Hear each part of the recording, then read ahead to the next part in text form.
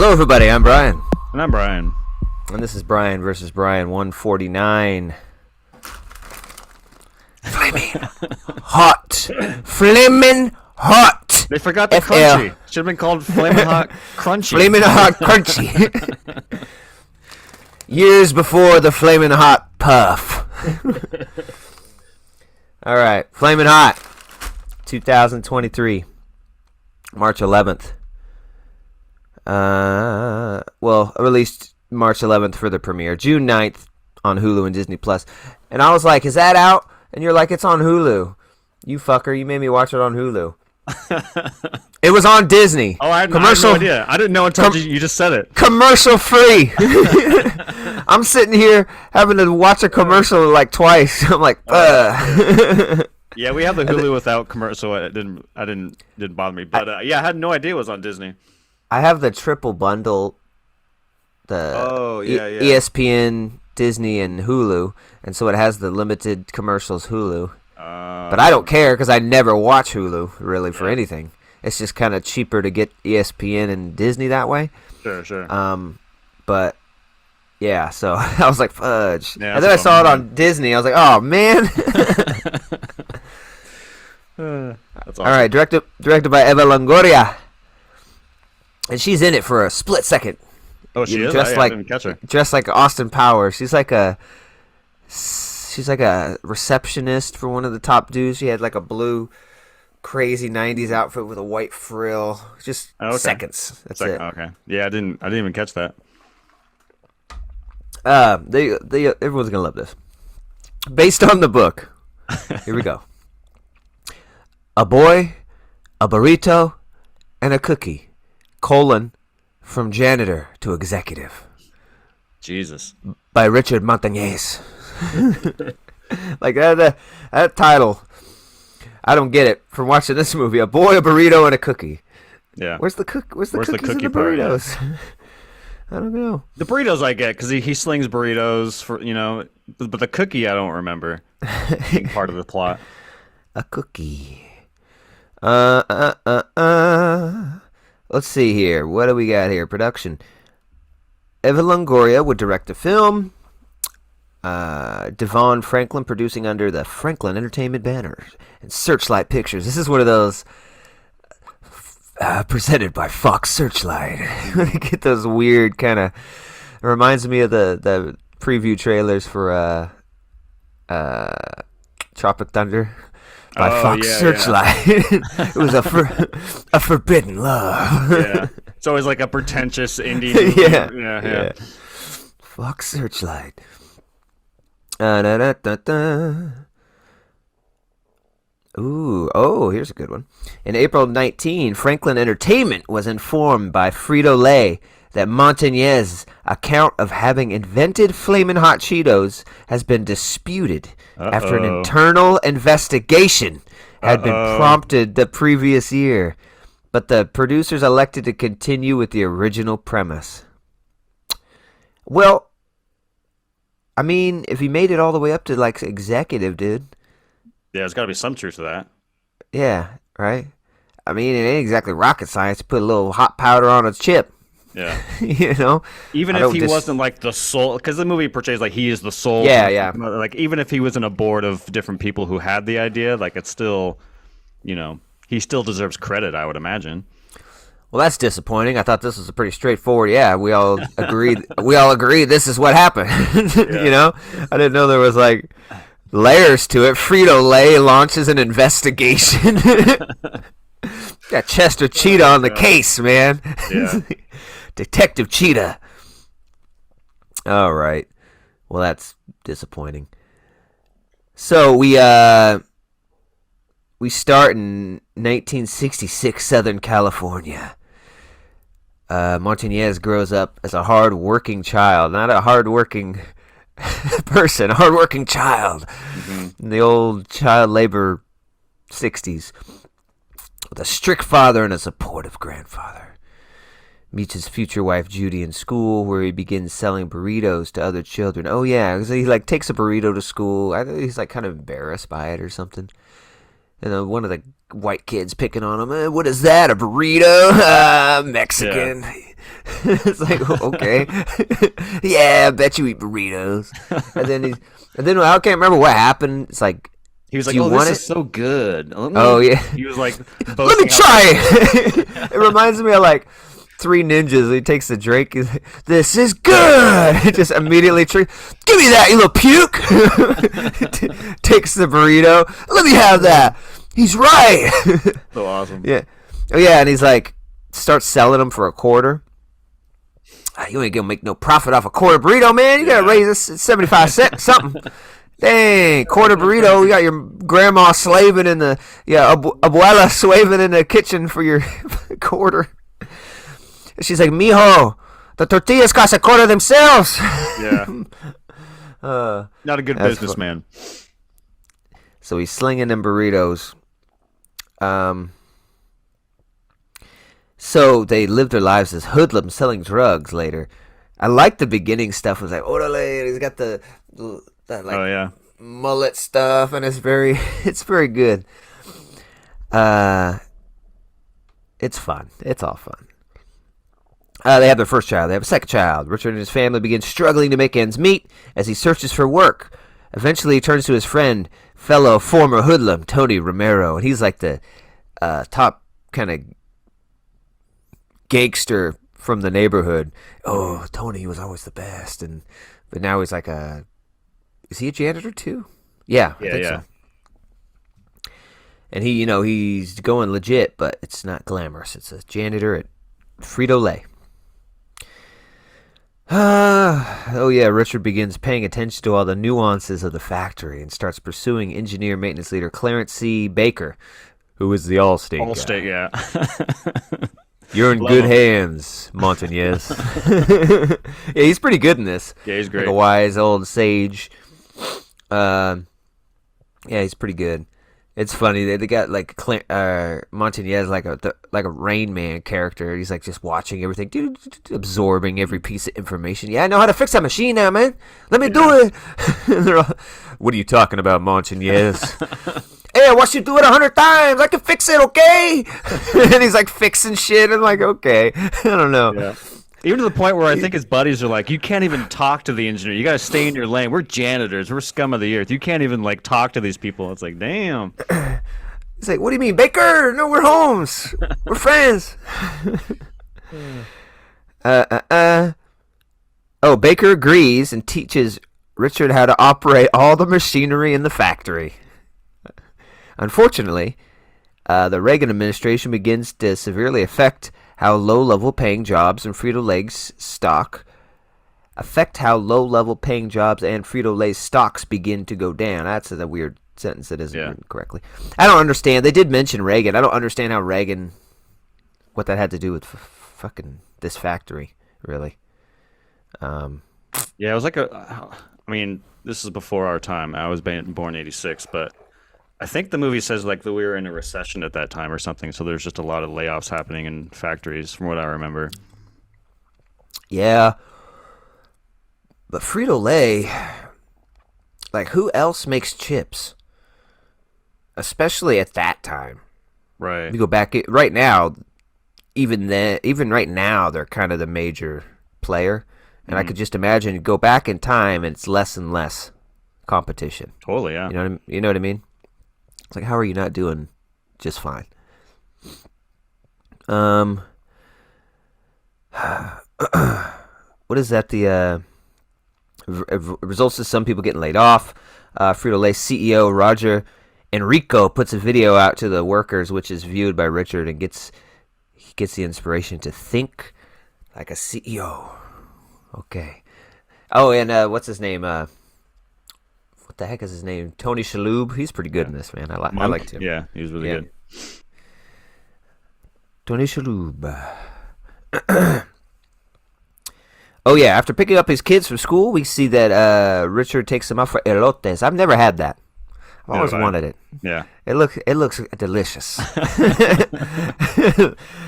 It looks bomb. Jesse bought some corn. I was like, are we gonna make elotes? She's like, you want to? It's like, I fucking do. Yeah. Please. It looks awesome. Mexican street corn. Upon noticing that his youngest son, Stephen, likes the spicy flavor, despite it bothering him, he realizes that the way to save Frito-Lay is to pitch to the Latino market. He convinces Baker and the rest of his coworkers to let him take some unflavored Cheetos home.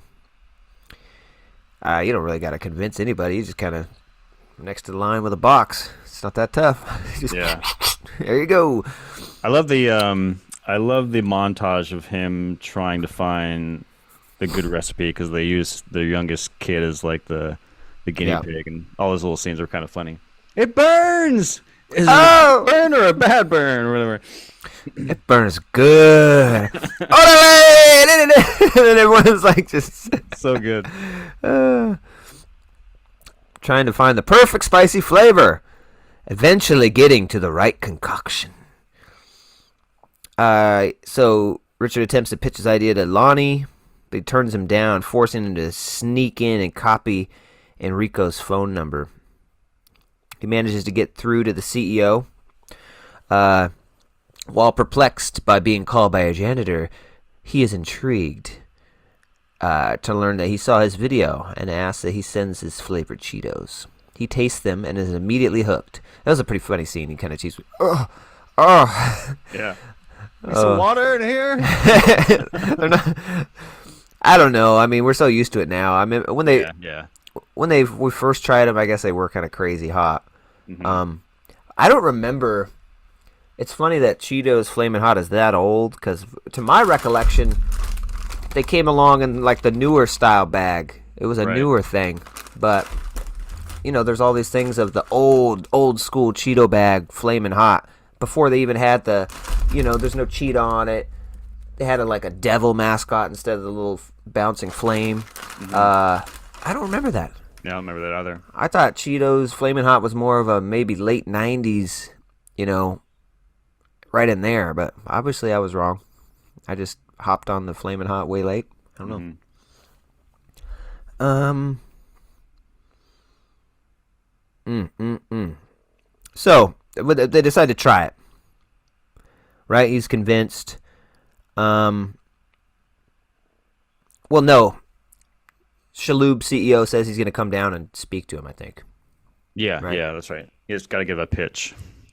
And then the guy, the office like manager, gets wind of it. That guy's pretty funny. I think he's from like fucking Kids in the Hall or something. I think he's from one of those like old school 90s comedy groups. Yeah, he always pops up in comedies. I think the first thing I thought of was The Hangover. And the first one he plays like a doctor, and he's just like, it's on the corner of Fuck Off Street and whatever. And so yeah, he kind of just pops up in these random comedies. Yeah. No, I think he was part of the Upright Citizens Brigade. Oh, yeah? Yeah, with that girl from Parks and Rec. I forget her name. Anyway. Oh, Amy Poehler. Yeah, those are pretty funny shows. So he comes down, and then there's that funny, where's Richard? And then like he said, "Oh yeah, I'm here." He's from the back, and he walks through, just dapping everybody. Yeah, dapping everybody. Are you ready? I've been ready. He's so like, my wife says I exaggerate that part a little bit. He kind of fumbles in and falls. I think so. Like, excuse me. Yeah. So that was pretty good. And then so they try it like a limited run. And they show some stuff where like hands grabbing every flavor but Flamin' Hot. Mm-hmm. All the Flamin' Hots are left. And the guy who's like under the CEO, I don't know what he was. Sales or something? I don't know. Yeah, he was against the idea from the beginning and said, we're already working on a spicy flavor with, I can't remember what he said, with McCormick or something. Mm-hmm. You can't go behind McCormick's back. They're the Spice King. You want to have McCormick on our ass? It's like new garlic salt Cheetos by McCormick.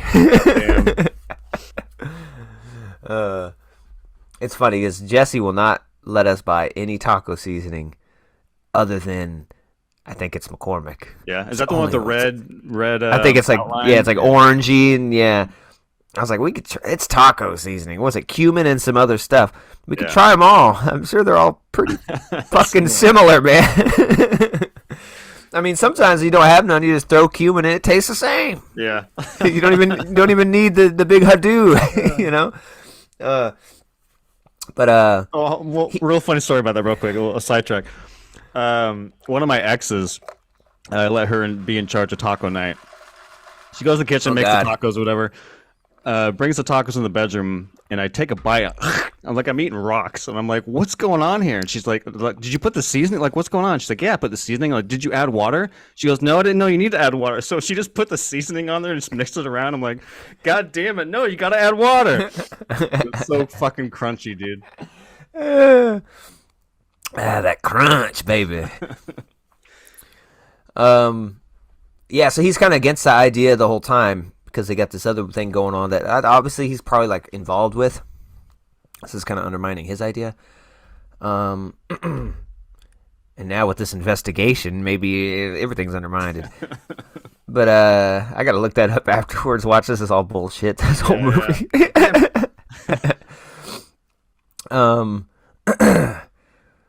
Yeah, so he doesn't like put any marketing behind. Obviously, he's in charge of like marketing this because at one point they ask him, "How much money did you spend on this?" Obviously, he spent fucking nothing. He just put it on the shelves, and if no one knows it's on the shelf and they've never heard of it and they have no fucking clue what it is, you're not gonna get many people trying it, you know. So he realizes he's like, "Man, it's just sitting on the shelf. They're screwing us, man. They didn't advertise." And so what do they do? Oh yeah, we're gonna do like we used to do. We're gonna hit the streets, homie. And he gets like his Romero, and he gets all the old drug dealers together. They could sell anything. What do they say? They could sell water to a whale. They get the 6.4s and shit, and they're going going down the road, and they go buy all the Cheetos, Flamin Hot, or they grab all of them, so they have them, and they got the factory to agree to like give them what they have left. And then they buy all the ones from the store so they have mass amounts. I remember they buy it at the store, they put all of them on the counter. The guy ringing them up is like, what are those, right? Or was it the lady behind him who said that? Yeah, I think the lady behind him was like, "What? What's going on?" What is that? It's new Cheetos, spicy. They're really good. And she sees her buying like 40 of them, so she's like, "Do you have any more of those?" No, we bought them all. We bought them all. Yeah, I was like, yeah, bought them all. This is called advertising. You would think they would like give her one or something. You know, here, take no, one, try it. Leave them wanting more, baby. Nothing on the shelf. So they're handing them out at schools and stuff, and like Mexican like barbecues and stuff. What is this? Oh, this is new spicy Cheetos. Orale here. And they're handing them out. They don't really get anybody. They didn't really have anybody like eating them right then and like getting a reaction. You know, they were just like, "Oh, thanks, thanks. I'll try this later, okay." And I was hoping we get a bunch of like reaction shots of people having their first Flamin' Hot Cheeto and like euphoria or something. But I was like, that seemed like a good opportunity for that. But they're just, "Thank you. I'll try them later. Appreciate it. Bye." And then I remember like the Romeo guy or Romero, I don't know what they had, the top janitor. He's like talking to his buddy. What I say? Only hand out one per person, man. He's like, let them enjoy, man. Let them enjoy. Share the love. And we only have so many, man. We gotta make it last. And yeah, so they hand it all out, and and then they have a meeting again with a Shalhoub and the marketing guy. And I think Tony Shalhoub, I forget the heck is his name in the movie, but Enrico or something. Enrico or something like that. Well, he was Italian. His name was Enrico. I think so. Huh. Enrico. Tony Shalhoub is Roger. Yeah, Roger Enrico. Okay. So Enrico says, "Wow," to that other guy. He's like, "How much money did you spend on this like campaign?" And he's like, well, he knows he didn't spend any. Yeah. He's like, what? So he's like, what the fuck? And then it's like there's a big upswelling in Southern California because that's the only place these guys are they're handing out bags, and I guess word gets out from that, and then it kind of does well. Yeah, Right? word of mouth, I think, is the implication there. Yeah, and then Enrico calls and the janitor closet, and Richard happens to be there. The whole time I'm thinking this guy, Richard Montañez, could have been played by that guy from Ant-Man. So. Oh yeah, he's great, Michael Pena. Yeah. Yeah, because this whole there is a part where it's totally stealing that Pena play from Ant-Man, and then the guy was like, "Hey, orale!" Oh, yeah. When he's like doing the voices for the guys telling the story. I'm gonna check meetings you that up, the son. executives have, yeah. No, I'm just playing. It didn't go down like that. I'm just playing. That's why they call me Little Joker. Anyway, but yeah, he gets a call, answers it, and says, "We're gonna need more stock." It's like, okay. He's calling Montañez, who's a janitor there.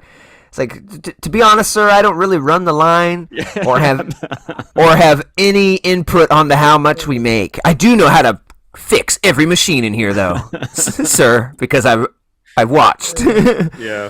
But what I don't know how to do is control the output of the chip product. So, holy crap. Beware. Got some Ninja Turtle just fell off the shelf, bro. It was Donatello too. He's like, yeah, you're gonna have to call somebody else about that. But thanks for it's just a nice thing to tell him. I know I have to call somebody else. Okay, thank you, but I just wanted you to know.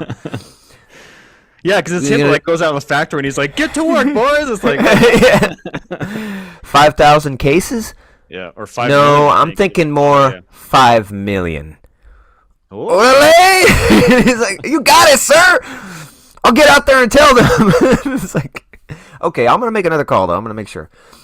So yeah, 5 million, and then that boss has been kind of riding his ass. The Upright Citizens Brigade guy, hangover boss, tells him, "Hey, there's a mess for you to clean up in this office. Get on it." He's like, "Well, you know what? I'm not cleaning another mess because of that." The black dude Baker got promoted finally. Yeah. And so there's that position open, like the mechanic or something. And he's like, "I'm not cleaning anything else till I get to apply for the mechanic job." He's like, "Let me see what I can do. Okay, just go do the job you have now. You're on the clock, and I'll see what I can do." So he goes up there, and it's Rico by the door, and he sees him, and he says, I don't even remember what he says.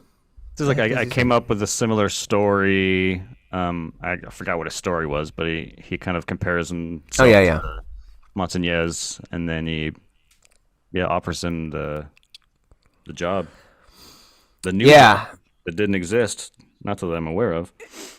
He's like, "We want you to help us tap into the Latino market," and then he slides in the nameplate of the door. Whoosh! It was that like Richard Montañez, director of multicultural sales. Yeah. And he's like, "Yeah, nice." And he calls his wife. He's like, "Baby, yeah, we're gonna need more ties." He's like getting choked up. It's like, "Aw." Yeah, it's a good moment. Because she always believed in him, and he was, Yeah. And then they get some awesome pictures at the end, like Richard retired in 2019. The Flamin Hot is now a like $7 billion business, and all this. They really have expanded the Flamin Hot, man. It's like right now I have a box of the Flamin Hot where it's got like Funyuns and all these other things. You got the Flamin Hot Cheetos. You got Flamin Hot Doritos, Cheetos, Fritos. Everything is Flamin Hot now. And but I think like I don't know how good it's doing now, because I feel like kind of Takis kind of took over that market a little bit. I think that's what the kids are into now. They're not so into the cheetah. They're into the tube. These are tubular. These little spicy tubes. Yeah. Yeah, so that was really cool. A bunch of pictures of him and his wife, and how she's stuck by his side. Yada yada yada. That's the maybe story of how Flamin' Hot came to be.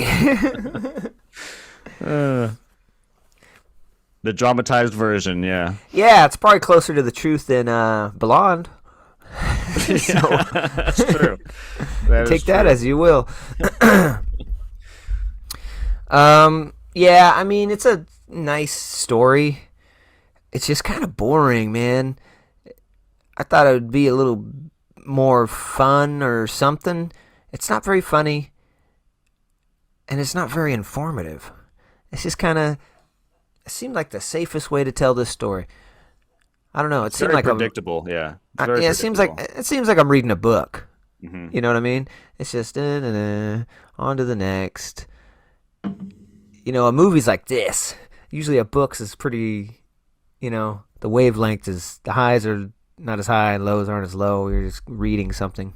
Yeah. You don't have the visuals and the people and voices and so I don't know. It was okay.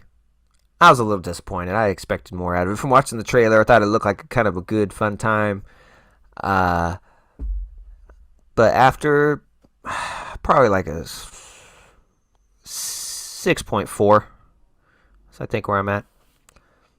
Interesting. I think I'm maybe not opposite, because I think my score coming in is pretty similar to yours, but in terms of how I felt afterwards, I feel kind of opposite in the sense, because you had mentioned this a while back, I don't know, probably like a month or two ago, and I'd never heard of it, and I do something I typically don't do, which I looked up the trailer, and I watched it, and I was like, oh my god, this looks like the worst movie ever. I have no desire, like, this movie looked awful, in my opinion. The trailer didn't sell me on the movie. And I'm not going to lie, I found myself like 30 minutes of this movie being pretty glued. I was like, oh, this is like way... I mean, it's not a fucking masterpiece or anything, but it was way more entertaining than I thought it was going to be. And overall, I thought... Yeah, it wasn't funny. I don't think I laughed out loud. But I think the strength of the movie... well, the plot is very predictable. We've seen these movies. I mean, we just got off... what was that movie? We saw Air. We saw Air about a month ago. It's the same type of thing. Someone from Nike, the birth of the Jordan shoe, et cetera, et cetera. It kind of has the same beats of those kind of movies. So the plot for this movie is kind of predictable. But I think the strength of the movie is its charm. I think this movie is very charming. It's very silly. It doesn't take itself seriously, which I'm glad. Like if this movie was treated like a serious drama with serious actors, it probably would have been pretty dull. But there's just so much charm to this movie. There's so much personality to it. Like some of the scenes we kind of touched on where like he's telling the story of like these executives having a meeting in an office, but he tells it like it's a mafia meeting. Like little scenes like that I think are super fun. And not to get like too political, we don't think we get really political here unless it's, relevant to the story. But I think this is kind of relevant in that, you can call me ignorant, not you, but, fans, whatever, listeners. I'll join them. You ignorant son of a bitch. But I think that Hollywood has a misconception of what diversity is. Like, I think that Hollywood's like, oh, we just need, people of color in all these movies, which is fine. Give actors a range of movies they can be in. I'm totally with that. But I think movies like this, this is to me is diversity, right? Like it's a movie with a story we've heard multiple, not the Flamin' Hot story, but like the I'm a guy who rags to riches stories. But this movie has so much personality that we don't really see in movies. It's a perspective that we don't really see, and I thought that was pretty refreshing. And typically when this happens, it's a success. I mean, look at the Daniels Everything Everywhere All at Once. Like that was an amazing movie, and I don't know. So I guess my point is that I think Hollywood should give more chances to people, to tell their unique stories. I think it typically lands. Not to say that this is anywhere near something like Everything Everywhere All at Once, but I thought this was pretty entertaining. So I was coming in today with 7.2. I was pleasantly surprised. Yeah, 7.2. Okay. I was just a little less impressed. Yeah. It was okay. It's fun. If this story ain't real, though, man, that drops my score. We got to research this. You lied to us, you son of a bitch. Some poor bastard, like, friend of his did all this work, and he got all the credit. Yeah, that would suck. Yeah. Like, hey, man. All right. So, what would you 7.4? 2. 7.2. 7.2, 6.3. Okay. Yeah, check it out. It's on Disney Plus and Hulu. See what you think. Yeah, we're gonna have to get into the theaters here pretty soon, man. I know. I kind of, coming out. For the audience, I'm gonna go home next week or this week. And I was like, man, I probably should have stayed an extra day. We could have went and saw Flash because I think Flash is next weekend, but I don't think we're gonna have time to go see that together. But it's like, damn, I should have stayed like Saturday or left Sunday or something. We could have done Flash, but damn, is it this weekend already? Fuck. Yeah. It comes out Friday. Damn, Friday, not even Thursday? Or Thursday, yeah. I guess Thursday's the new Friday with movies. Yeah. Gotcha. Yeah, that'll be fun. Yeah, so please check us out on Spotify and Apple Music, of course, and always here on YouTube. We appreciate having you. Can't wait to see you again, so come join us. Till the next week, we'll say peace. Peace.